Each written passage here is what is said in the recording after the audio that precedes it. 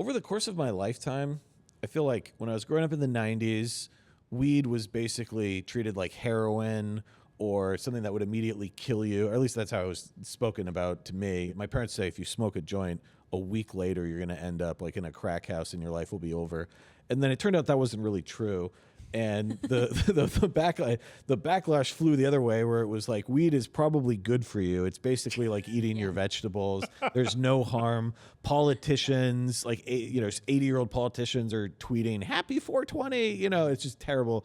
And now it seems like we're zooming back, or the pendulum is swinging back to maybe a little more healthy skepticism, where weed won't immediately explode your brain if you inhale it one time, but it's also not this harmless plant that just grows in the ground. And there's some new reporting, and the Post wrote it up, and I thought it was quite compelling. And so, James, you're the big pothead of the group. Why don't you take us through this? Yeah, I mean, we're getting more and more evidence. He's not denying it, folks. No. There was no to denial. be clear, I never asked. I assume not. But so no, we're getting more and more data coming in, and it's not heroin, but it's not good.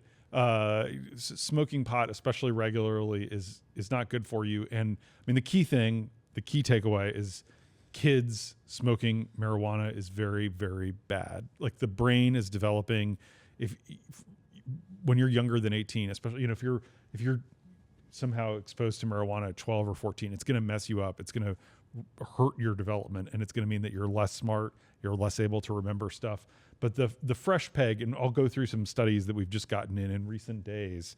There's this Post story this week, C1, that shows the surprising ways cannabis affects the aging brain, which is basically, if you smoke a lot of pot when you're younger, your brain shrinks. Your brain is physically smaller. C2, there's this new Stanford study that shows cannabis use is linked to heart disease, which is the leading cause of death in the United States, especially in those over 65.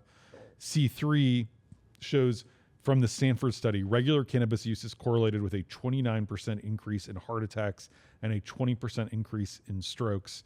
C4, same Stanford study, cannabis smoking is linked to increased risk of lung and head and neck cancers. And then C5, a new NIH study, the National Institutes of Health, shows that lifetime cannabis use is linked to actually, this is more complicated than it looks on the screen, but when you start smoking when you're older, your brain actually is bigger. It's sort of an outlier. So the optimum. So don't smoke it when you're 12. Don't smoke it when you're retired. But when you're our age, you should smoke, and it will C6 enhance. gets at that. Yeah, the cannabis may influence brain health differently across lifespan. It actually potentially, this is not licensed to smoke. It offers protective effects in older age. Right. So now, as we talk, there will be B-roll of cannabis users.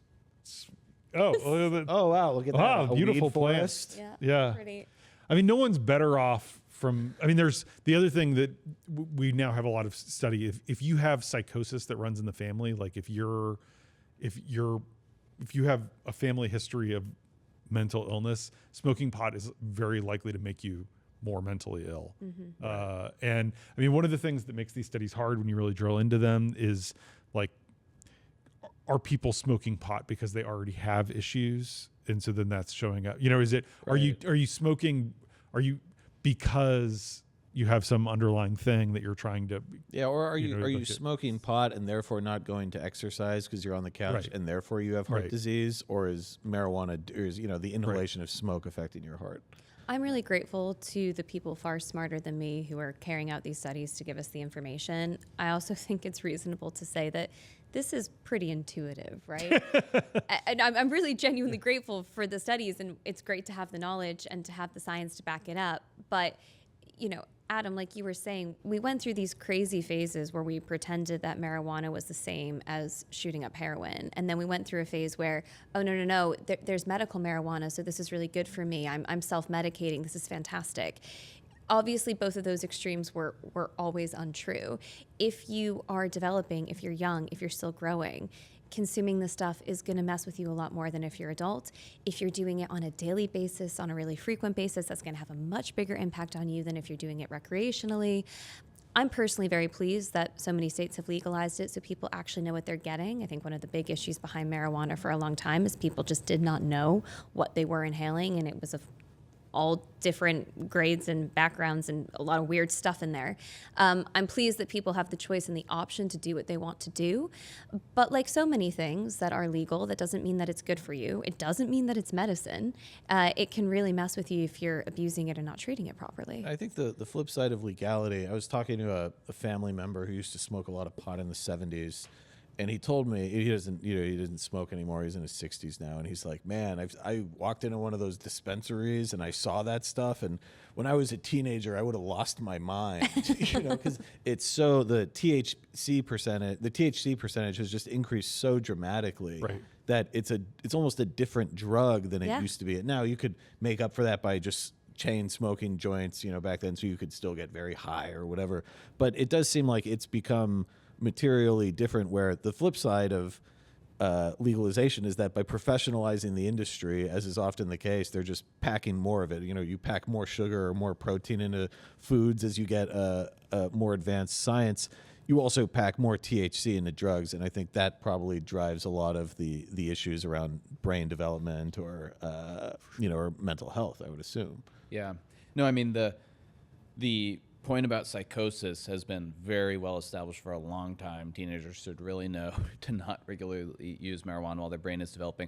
I do think one mystery of it is, as we have more marijuana use, we have probably roughly the same number of psychotic people, or the same incidence of schizophrenia and so on. So I think that's one mystery. But, all science has some mysterious things and unanswered questions. But I think legalization has been a mistake for that reason, because it's sort of destigmatized the use, encouraged more people to use it. And I think we've swung too far. We don't need to, this notion of sending people to prison for a long time for possessing marijuana, ridiculous, very, very rarely, has actually happened. Yeah, a lot of those stories, they're like, he was sent to prison for 4 years for the simple crime of possession. And it turns out he had like 80 pounds of marijuana. And it was like an prior international drug smuggler. Because when you get to that much marijuana, I mean, no one is smuggling marijuana anymore because of the legal industry, but now they're smuggling much more. It's not good, so we should want to discourage it in our society, and it leads to sort of bad behaviors. So we should, that doesn't mean, if somebody wants to grow their own, and that they need to be penalized so harshly. But I think we've swung too far in some of these states, and you're starting to see the bad effects that we know that marijuana creates start to manifest more.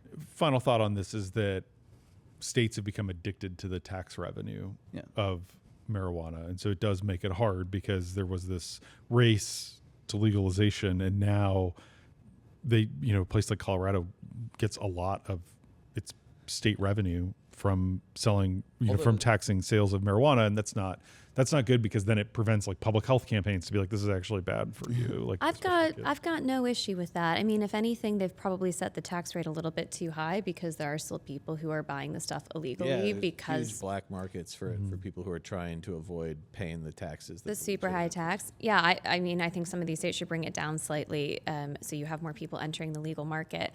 Look, my feeling on this is that marijuana, just again, intuitively, obviously, is not good for you. I'm not speaking about people who actually do have credible reasons to get it from a doctor. I'm speaking broadly here. It's not good for you, just like lots of things aren't good for you. Legal, consenting adults should be able to do what they want to do, but they should really know the risks, and we shouldn't pretend that it is completely harmless or it's like having a vape or something. It obviously isn't. I would prefer for people to know what they're getting than to be buying it on a street corner. And I would prefer for people who are, choosing to consume something themselves and not forcing anybody else to do it, to have access to it. And then we should be able to speak honestly about the fact that, no, it's not good for you.